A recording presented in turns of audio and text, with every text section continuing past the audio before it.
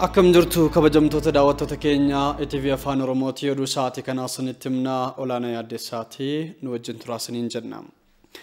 Poolisiin uummataa fi biyyaaf ofiisaa kennuudhaan wareegama guddaa kaffalaa jira jedhan Ministeerri Muummee Dr. Abiy Ahmed. Agarsiisni poolisii federaalaa Finfinnee addabaabayii masqalaatti raawwatameera. Ababaayyoo kafanii akka nutti qindeesseera. Komishiniin poolisii federaalaa haleellaa kamiyyuu lammiilee irratti aggaamamuu danda'u ittisuuf qophii ta'uu beeksiseera. Miseensotni komishinichaa kutaalee garaagaraa irraa walitti babbahan bakka Ministeerri Muummee Dr. Abiy Ahmed fi hooggantootni olaanoo federaalaa fi naannolee argamanitti agarsiisota garaagaraa raawwataniiru. Komishiniin poolisii federaalaa agarsiisa kana mata duree ofiin olitti biyyaaf jedhuun dirree masqalaatti kan agarsiise yoo ta'u, miseensotni komishinichaa agarsiisa komaandoo dabalatee agarsiisota garaagaraa marshii baandii federaalaan dabalame dirree irratti agarsiisaniiru. Ministeerri Muummee miseensotni poolisii federaalaa haleellaa uummataa fi biyya irratti aggaamamu kamiyyuu ittisuuf haalota rakkisoo keessa kan darbaa jiranii fi wareegamas kafalaa jiran ta'uu ibsaniiru. Agarsiisichis ga'umsaa fi qophii miseensota poolisii federaalaa kan calaqqisiisudha jedhaniiru. ላለፉት 2 ዓመታት ስንሰራ የቆየነው ሪፎርም ሀገር ወዳድ ህዝብ አክባሪ ራሱን Riiformiiwwan waggoota lamaan darbanitti taasisaa turreen kan biyya jaalatu uummata ofii kan kabaju ofiisaa uummataa fi biyya isaatiif dabarsee kennu sirna dhufee darbu waliin kan hin jijjiiramne yeroo hundaa alaabaa Itoophiyaa waliin cichee kan dhaabbatu poolisii piroofeeshinaala ta'e ijaaruudhaaf carraaqqii taasisaa turreef milkaa'ina keenya nutti agarsiisuu keessaniif maqaa uummata Itoophiyaa maraan kan nu boonsitanii fi kabachiistan ta'uu isiniif ibsuun barbaada. Ministeerri Muummee riiformiiwwan gama kanaan eegalame cimee kan itti fufu ta'uu ibsanii poolisiin federaalaa ergama yakkootaa fi aggaammii biyya keessatti raawwataman ittisuu itti kenname yeroo yeroon of fooyyessaa hojiisaa ga'umsaan akka raawwatuufis waamicha dhiyeessaniiru. Komishinii poolisii federaalaa Indaashaw Xaasos gama isaaniitiin poolisiin federaalaa yakkootaa fi aggaammii kamiyyuu biyya keessatti raawwatamu ittisuu fi heera mootummaas kabachiisuuf kutannoo kan qabu ta'uu ibsaniiru. 5 ዋና ዋና የሪፎርም አቅጣጫዎች መከተል ጀምረናል። Kallattiiwwan riiformii ijoo ta'an 5 hordofuu eegalleerra. Bu'uuruma kanaanis ijaarsa dandeettii humna namaa kan yeroo kamiiniyyuu olitti yaada fi gochaan tokko taasisuudhaaf carraaqqiin taasisaa turre gama maraan milkaa'aa jiraachuu mirkaneessuu dandeenyeerra. Ministeerri nageenya Mufariyaat Kaamelis gama isaaniitiin poolisiin federaalaa birmadummaa biyyaa eeguu kan danda'u uummata waliin qindoominaan yoo hojjetedha jedhaniiru. Poolisiin federaalaas qixuma kanaan hojjechaa jiraachuus ibsaniiru. የአንድ ሀገር ህዝብ ህልውና ፖሊሲ birmadummaa uummata biyya tokkoo eegsisuu kan danda'u yaadaanis caasaadhaanis gochaanis uummata waliin qindoominaan kan hojjetu yoo ta'edha.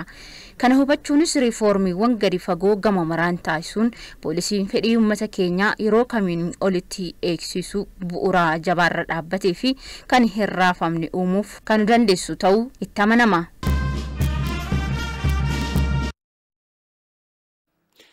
Kantiibaa ittaantuun bulchiinsa magaalaa Finfinnee Adaanech Abeebee iddoo ayyaana irreechaa hora Finfinneetti kabajamu daawwatani.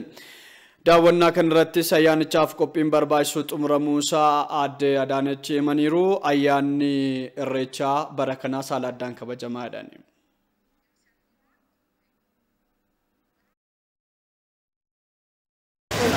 Iddoon itti argamnu kun iddoo horri Finfinneetti kabajamuudha. Har'a kana sitti argamnee fi qophiin hora Finfinneetiif godhame hammam gahaa akka ta'ee fi qophiin barbaachisaa ta'e hunda taasifamuusaa mirkaneeffachuudhaaf akkuma iddoo kanarratti arganu qophiin hedduun taasifamee jira. Karaan bara darbee hin turre barana karaas itti baasuun danda'amee jira. Konkolaataan hamma ta'e karaa seenuu danda'u, karaa uummanni yaa'eetti seenuu danda'u, iddoon irreeffannaallee bishaan qulqulluu akkuma qabiyyee irreechatti akkuma duudhaa irreechatti akkuma aadaa irreechatti qophaa akka ta'u hojjechaa turre qophaa ta'ee jira. Kana mirkaneeffachuu danda'u keenyatti baay'ee gammannaa. Kan hora Finfinnees kan iddoo Dololloo Buddeenis kan addabaabayii masqalarras jiru lachuu iddoon qophii ta'eera jechuudha. Ayyaanichi haala duudhaa ganamaa eeggateen akka kabajamu hawaasnis ga'ee sarraa eegamu akka ba'uusis aadde Adaanech Abeebee dhaamsaanii dabarsaniiru. irreechi nagaadha, irreechi jaalala, irreechi araara, irreechi galata.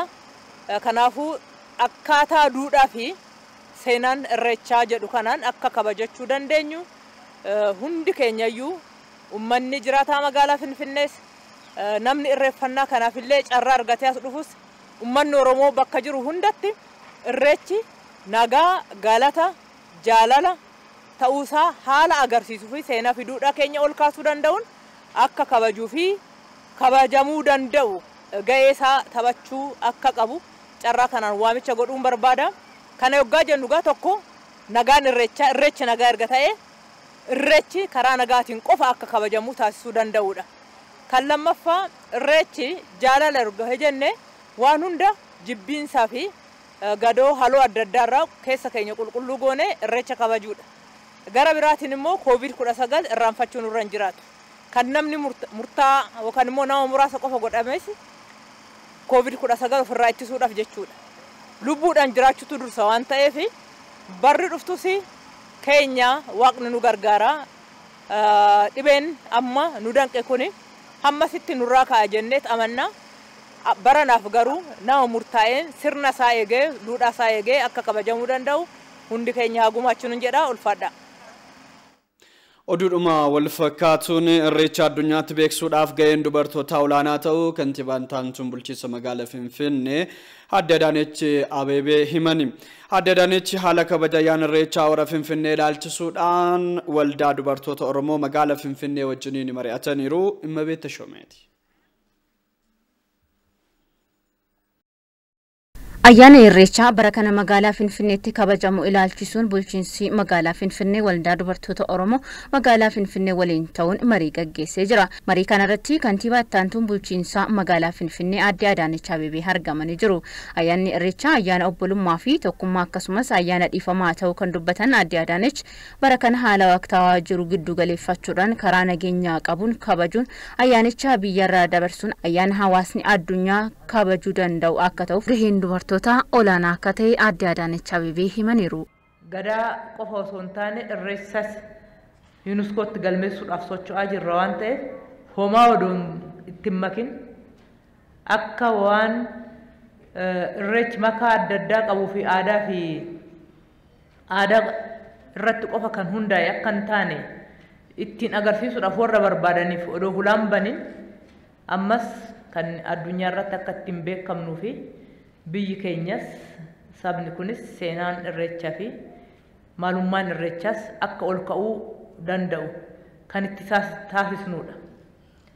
Kanaafuu isa keessatti gumaacha guddaa qabna. Kana keessattis hamma ta'ee lakkoofsa naa xiqqaatu malee keessummaan nutti hin dhufa. Keessummeessuun karaa nagaatiin simachuun fuula gaariidhaan jaalalaan qabachuun duudhaaf faaya keenyaan bareechuun ol kaasuun qabiyyee amma yeroo nu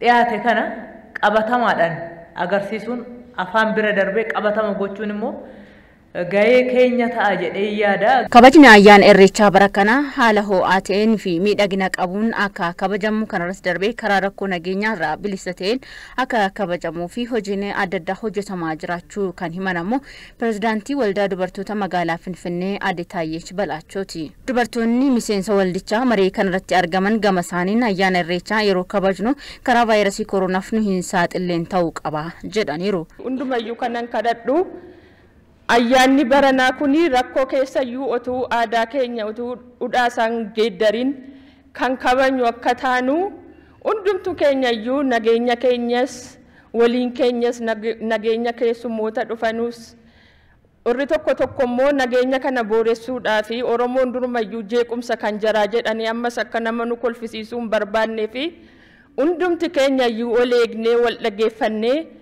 akka abbootiin gadaa jedhanii fi akka warri fayyaa jedhanitti akka kabajni kun kabajamu ho'aadhaani. Nageenyis akka hin boorofne wanti adda addaa akka hin taane jala kun akkas mari'achaa deemaa jirra waan ta'eef nus immoo gallee maatii keenya gorfannee mari'annee naannuma jirrutti ollaa keenyanis walitti himnee bifa gaariidhaan akka kabajamu kan barbaadamu jechuudha. Amma uummatni walitti baay'atee tuuta'ee akka barreen gaddaasan in kabajna yoo jenne dhibeen yeroo ammaa addunyaa guutuu raasaa jiru koovidiin jira waan biraatiif miti. Dhibee kanarraa of baraaruudhaaf maatii keenya baraaruudhaaf walirraa fagaachuun immoo dirqama ta'aa jechuudha. Biyya jechuun uummata. Uummanni yoo dhibee kanaan kan dararamu miidhamu yoo ta'e biyyis immoo akka biyyaatti itti fufuu hin dandeechuu jechuudha. Kanaaf dhibee kana giddugaleessa godhannee ayyaana keenya bifa bareedaa ta'een kabajuun nurraa eegama. Waltajjii marii kanarratti hirmaannaa dubartoonni ayyaana irreechaa keessatti qaban ilaalchisuun waraqaan qorannoo dhihaate irratti mari'atameera.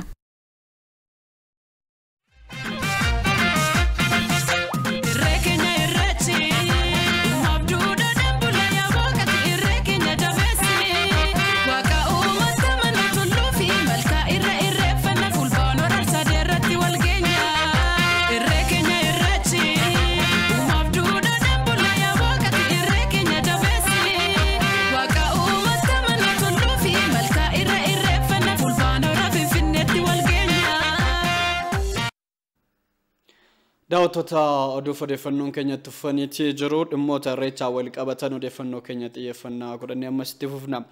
Dhaabbileen miidiyaa hiika sirrii irreechi qabu hubatanii sirnaan gabaasuu qabu jedhame.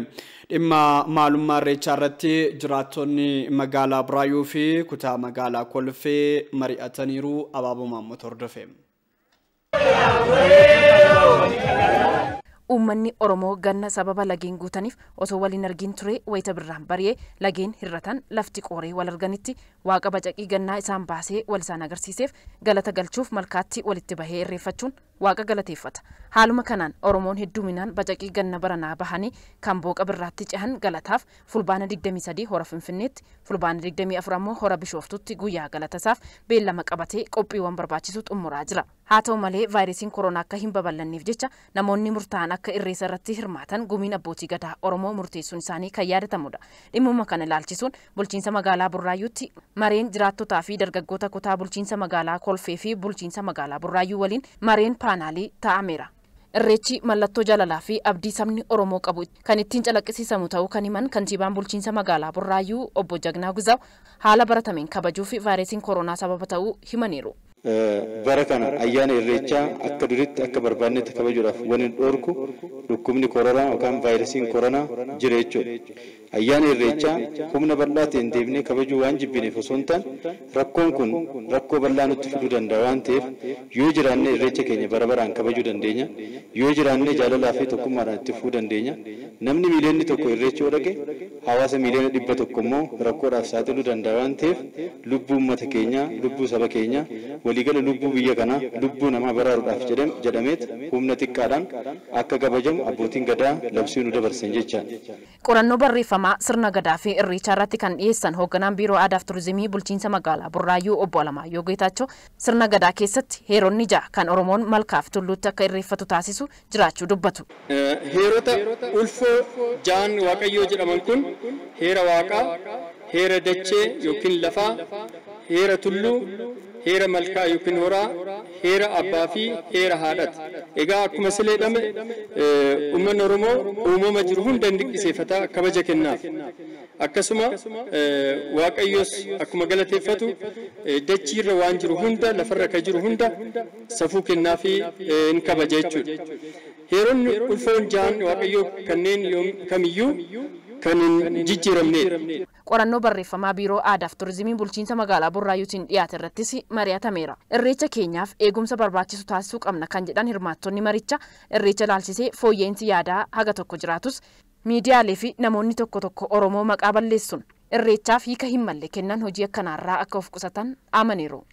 Miidiyaaleen tokko tokko jiru wantoonni maqaa Oromoo xureessuudhaaf maqaa saba keenyaa balleessuudhaaf Oromoo akka hammataan taanetti akka balleessaa ta'etti wantoonni nurra deemanii nurra taasaa hin jiru.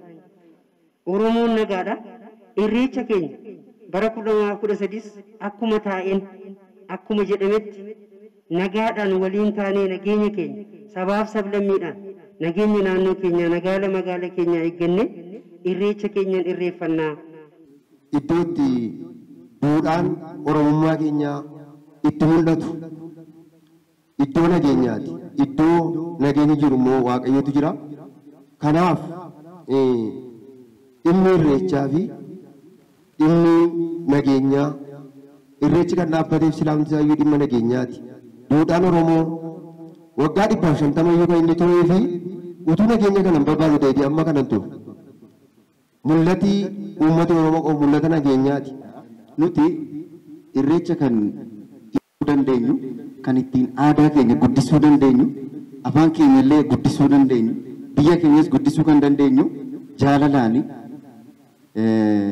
nagaadhaani. Gama magaalaa Finfinnee keessaatiin yeroo irreechi kun irreeffamu fooqirra dhaabbatanii dargaggoota irratti uummata irratti dhagaate kan darbatan jiraachuu danda'u. Isarrattis qaamni nageenyaa kan Oromiyaa fi kan Finfinnee jirani waliigalteedhaan itti adeemamee nageenya uummata keenyaa akka nagaan baanee nagaan galuutti irreenchi kun irreecha gaarii akka ta'utti kallattiin itti kaa'amuun barbaachisaa jechuudha.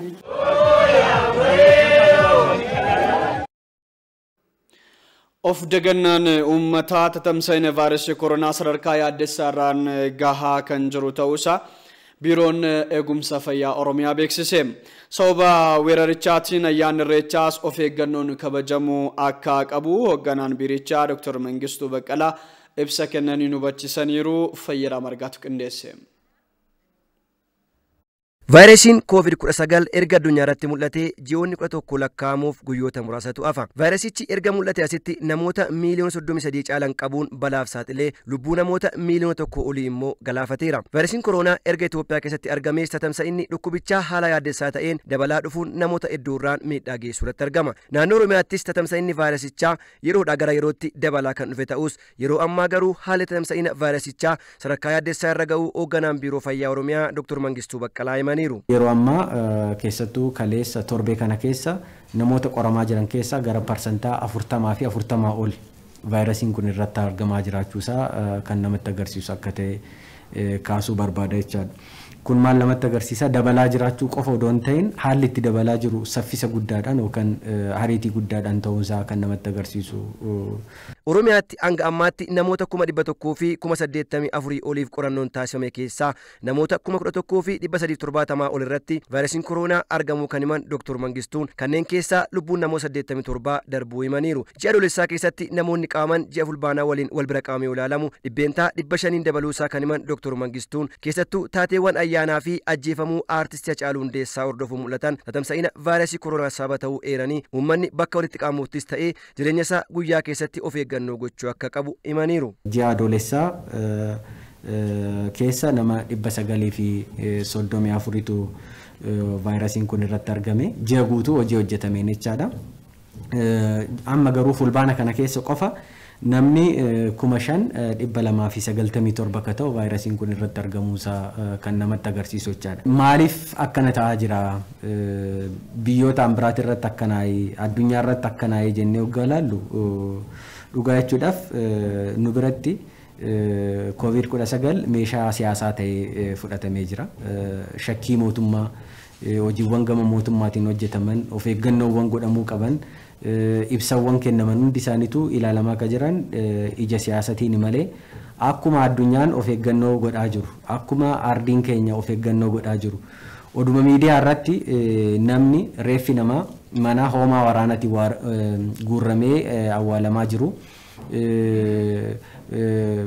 konkolaataa fe'umsaatiin reeffi guuramee odoo awwaalamaa jiru odoo ijji keenya argu odoo gurri keenya dhaga'u Itoophiyaa keessatti fedhiiwwan adda addaa wajjin wal qabsiisanii kun siyaasa mootummaati malee fedhii mootummaati malee dhibeen kun as hin jiru ka jedhu bal'inaan deemaa jiraachuusaa agarsiistuuwwan kaasee isinitti himuu barbaada. Kabaja ayyaana irreechaa hora Finfinnees ta'ee hora Arsadee fuulduratti kabajamuuf jiru irratti namoonni argamuun irreenfatan of eeggannoo cimaa gochuu akka qaban Dr. Mangistuu Baqqalaa dhaamaniiru.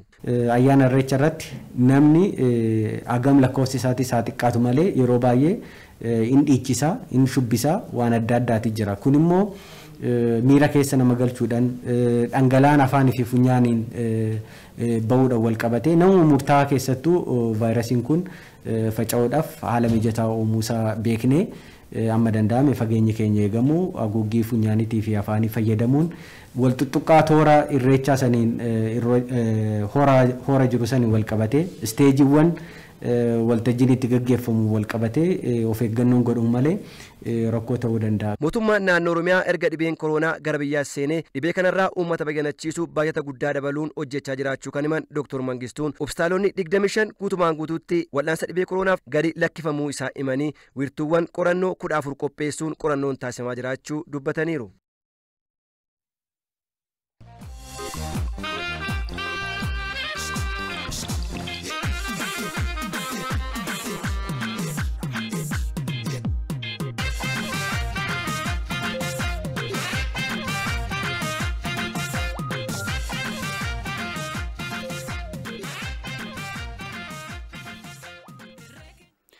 daawwattoota TV Afaan Oromoo hordofaa jirtu dhimmoota irreechaan adda ta'anitti immoo yeroo dabarru ajjecha artist Haacaaluu Hundeessaa hordofuudhaan yakka naannoo Oromiyaa keessatti raawwatameen namoota shakkaman 9,063 keessaa namoota 4,183 irratti ragaan qulqullaa'uudhaan himanni yakkaa irratti banameera. Shakkamtoonni 4,872 immoo yakki isaanii gadaanaadha jedhamuudhaan gorfamuudhaan gadi dhiifamaniiru. Abbaan alangaa waliigalaa Oromiyaa fi Koomishiniin Poolisii Naannoo Oromiyaa shakkamtoota to'annoo seeraa jala jiran ilaalchisuudhaan ibsa waloo kenneera. Aliyyi Daddafoo. Ajjecha artist Haacaaluu Hundeessaa hordofuudhaan jeequmsa godinaalee Oromiyaa tokko tokko keessatti uumameen miidhaan olaanaan lubbuu namaatii fi qabeenya irra gahuun ni yaadatama. Abbaan alangaa waliigalaa Oromiyaa fi Koomishiniin Poolisii Oromiyaa shakkamtoota yakka keessatti hirmaatan jedhame abbaa alangaa waliigalaa federaalaa wajjin tahuudhaan gara seeraatti dhiyeessaa kan jiru ta'uu ibsa miidiyaaleef beeksisanii jiru. Abbaan alangaa waliigalaa Oromiyaa obbo Huseen Usmaan namoota shakkaman ragaan seeraa irratti dhiyaachuudhaan himannaan kan irratti baname ta'uu ibsanii jiru. Galmeen banamee mana murtii gahee jira. Manni murtii beellamoo eegalee jira. Iddoo tokko tokkotti jechis fuudhamee jira. Fakkeenyaaf Harariin kaasuu dandeenya. Dhimmoota Harargee baatii wal qabatan. Kan biroos godinaalee lamaan tokkorraa kan hafe galmeen hundinuu banamee beellama qabatee jira. Isaan hafan kunis wiixataaf kibxata. Galmichi banamee beellama qabatee gara falmiititti galama jechuudha. Itti aanaan Koomishinii Poolisii Oromiyaatii fi itti gaafatamaan damee qorannoo yakkaa Koomishinar Girmaa Galaan namoota shakkaman 9,063 to'annoo seeraa jala oolan keessaa shakkamtoota 4,183 galmeen yakkaa 559 irratti banamuudhaan himannaan kan irratti baname ta'uu ibsanii jiru. Galmee 559 yeroo gabaabaa keessatti ijaaruun danda'amee jira. Yeroo gabaabaa keessatti shakkamtoota kallattiidhaanis ta'e al-kallattiidhaan dhimma kana keessaa harka qaban shakkamtoota 9,063 adda baasuudhaan to'annaa seeraa jala kan oolchinee fi namoota to'ataman kanas hundi isaaniiyyuu namoonni to'ataman kun guutumaa guutuutti namoota qulqulluudha jechuu baannus akkuma hirmaannaa isaaniitiin namoonni yakka kana keessatti kallattiidhaan hirmaatanii fi ragaa ijaatiin ragaa naannootiin kan ragaan irratti mirkaneesse namoota 4,183 irratti karaa guutuun ta'een ragaan irratti mirkaneessee galmee isaanii abbaan alangaa waliigal federaalaatiif abbaan alangaa naannoo akkaatuma aangoo isaaniitiin qoodatanii himannaa saaquu kan jalqaban ta'uusaa ibsaa. Namoota yakki isaan raawwatan gadi aanaa ta'e 4,872 immoo bilisaan addaan bahuudhaan gara hawaasaatti kan makaman ta'uu dubbatanii jiru. Namoota ragaan irratti hin argamne osoo hin taane namoota achi keessatti hiriira irratti hirmaatanii garuu yakka raawwachuu keessatti hirmaannaan isaanii xiqqaa ta'e namoota hiriira irratti argamanii jeequmsa sana keessatti argamanii yakki isaanii yookiin raawwiin isaan gocha yakkaa raawwatame keessaa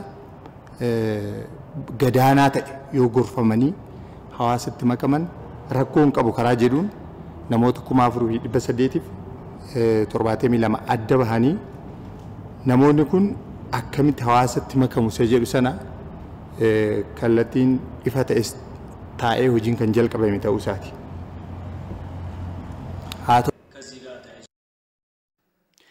Hojjettuun Koomishinii Bulchiinsa Manneen Sirreessaa Oromiyaa Piroojeektii Maaddii Biyyaatiif mindaa isaanii ji'a tokko arjoomuu isaanii ifoomsani. Koomishinichi dhimmoota biyyaa irratti hirmaannaa isaa cimsee kan itti fufu ta'uu isaas ibseera.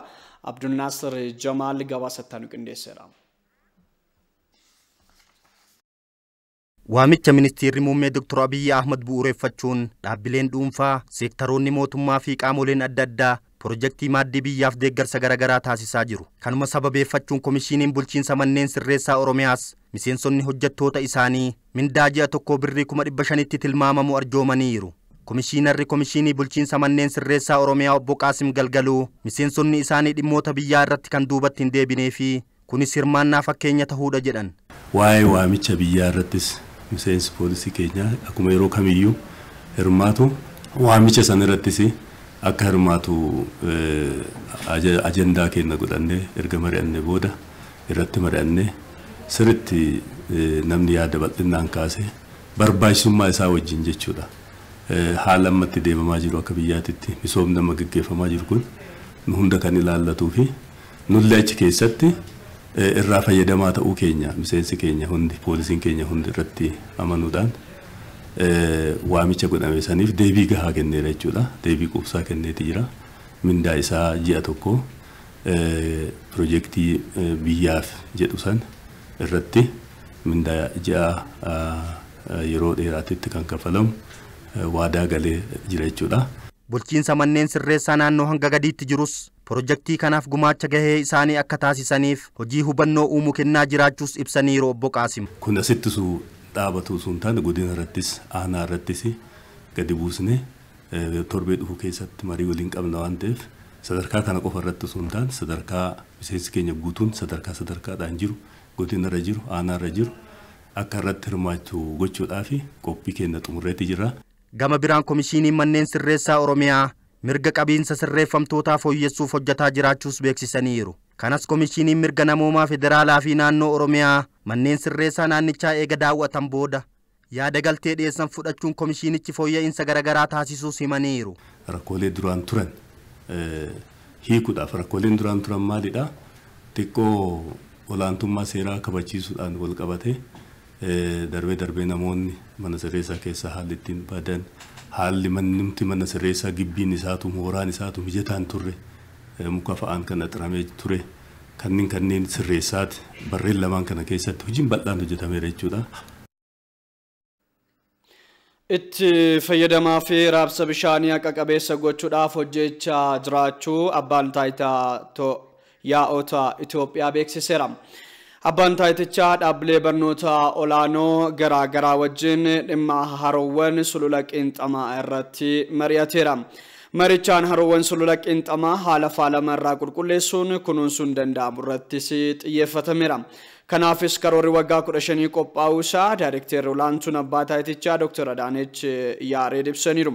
Karoorichi haroowwan biyyattii kunuunsuun faalama irraa ittisuudhaan dabalatatti haala waliin gahinsa bishaanii mirkaneessuun danda'amus kan of keessatti hammate ta'uun isaas waltajjii kanaan ibsameera.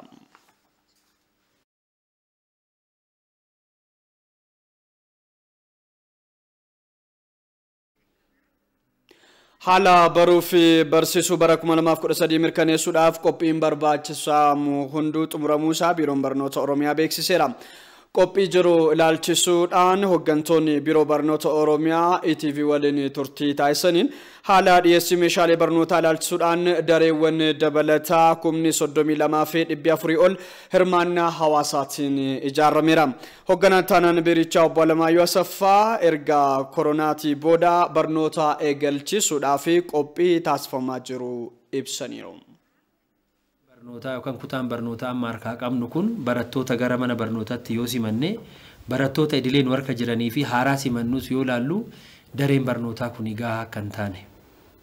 Ilaallee kanaaf maal barbaachisaa yoo xiqqaate manneen barnootaa sadarkaa tokkoffaa gara 10,000tti siqan.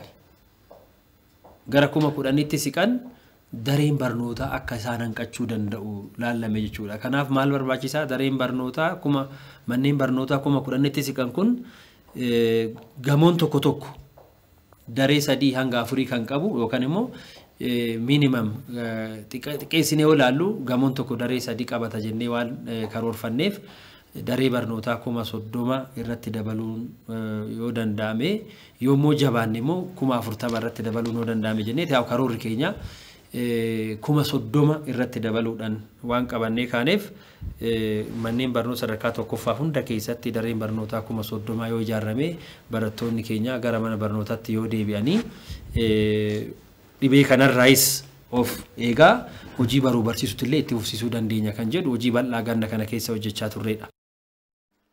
Yeroo barnoonni eegalamuuttis of eeggannoo koronaatiif jecha meeshaalee qulqullinaa dhiyeessuurraa eegale of eeggannoon barattootaaf ta'uu malus karoorfamuu hoogganaa taanaan biirichaa kan biroo Dr.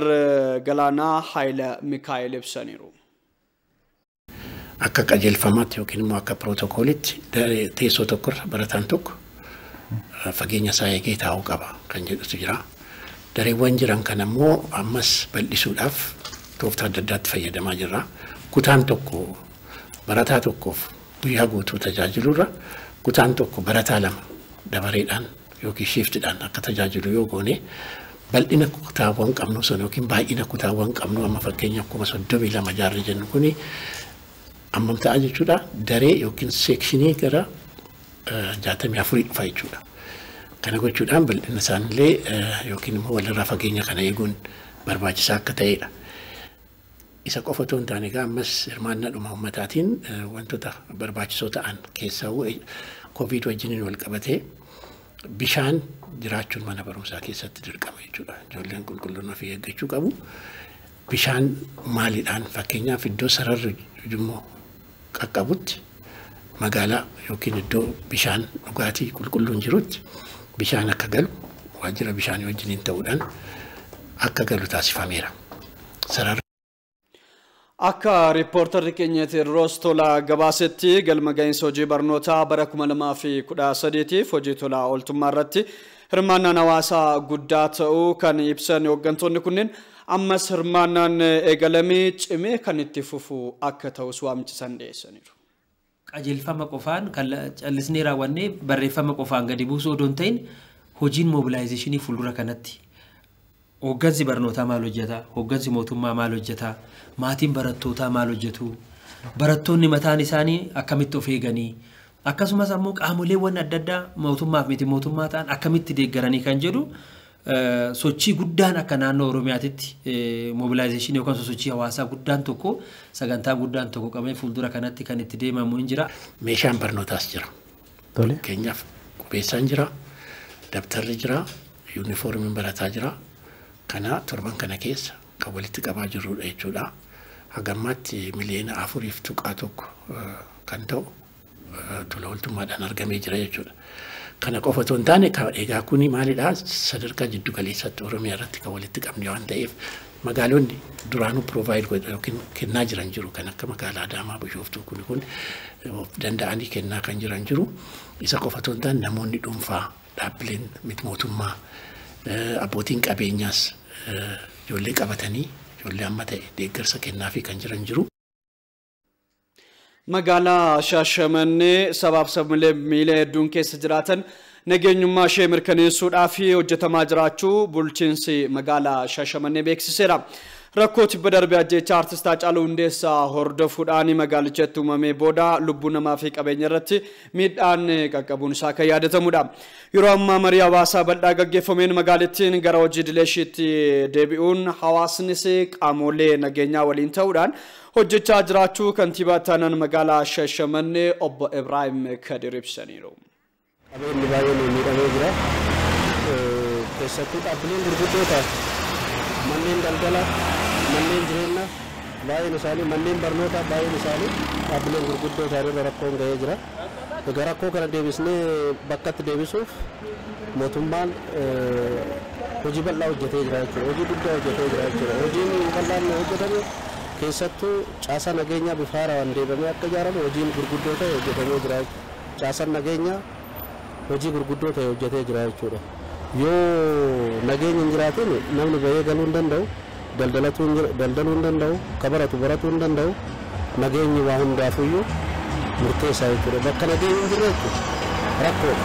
Kanaaf rakkoo kana hiikuuf kallattiin mootummaan, caasaan mootummaa, hooggansi, qaamni nageenyaa, poolisii irraa kaasee haga garjallatti jiru bifa haarawaan akka ijaaramu hojiin bal'aan hojjetamee ijaaramee jira jechuudha. Kanarratti hojiin gurguddoon ta'e hojjetamee jira jechuudha.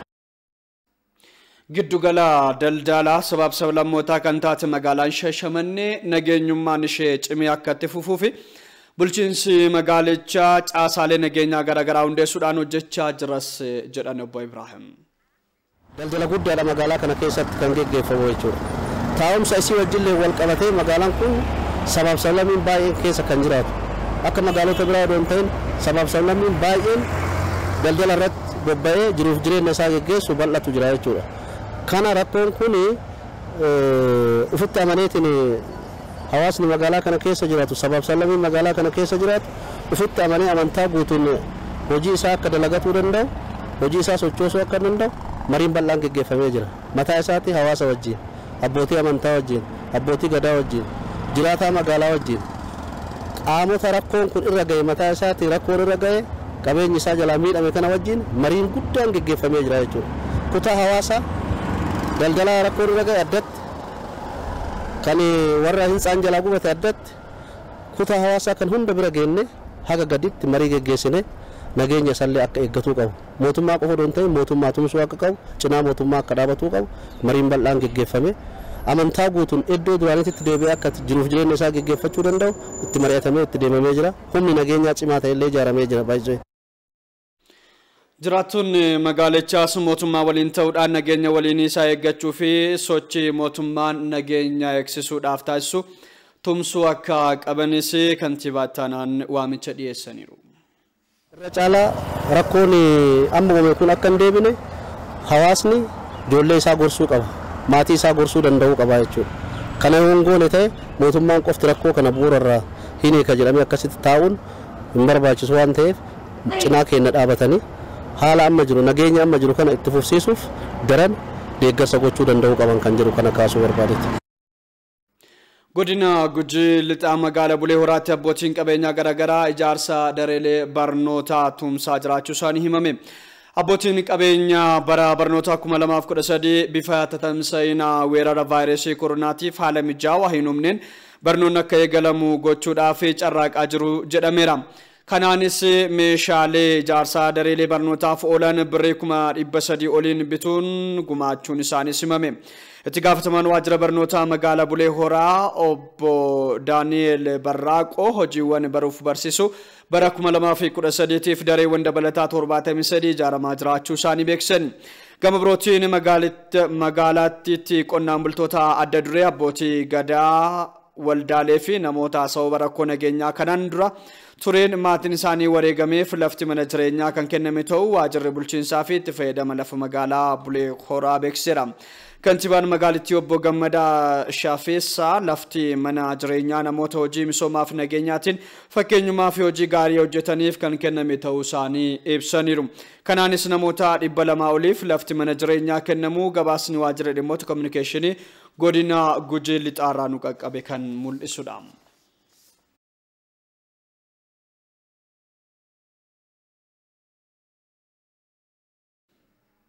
Daawwattoota ITV Afaan Oromoo hordofaa jirtu oduu biyya alaa keessaa qabannetti yeroo ceenu pirezidaantii